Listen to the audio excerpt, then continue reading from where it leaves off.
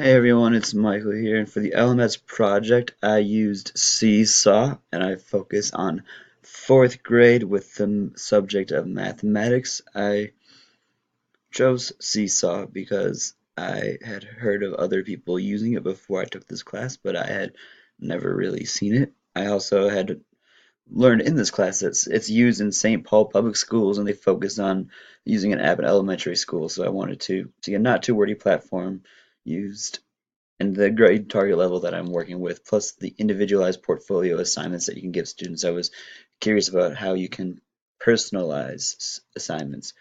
I also chose Seesaw because of its ease of submitting items as a teacher, parent, or student, how it's very accessible outside of school hours for everyone involved, and it presents a variety of ways for people to demonstrate their knowledge. If you click this little green button, you can, as a teacher, share an activity, post a journal, our activity, and the target audience was, as I said earlier, elementary school, fourth grade students for me, focusing on mathematical skills and multiple ways of demonstrating this knowledge. And that's why I use this image because it had audio and drawing, which are some of the options, as well as using other apps to submit things.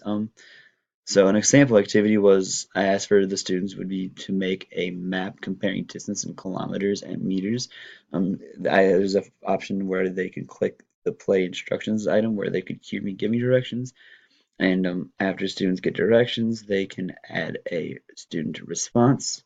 When they click that, they can choose between photo, video, drawing, add file, note, or link, and I think that's a pretty cool variety of ways of showing their knowledge. They can even take a photo of written work.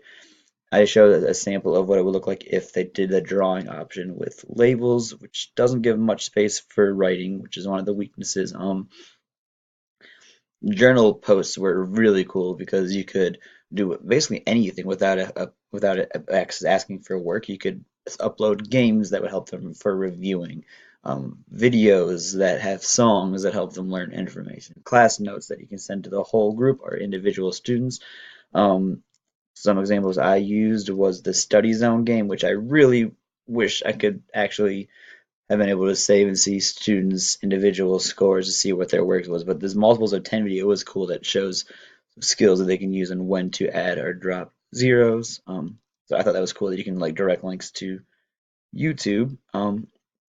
Other cool things, students can directly comment on journal posts in Seesaw.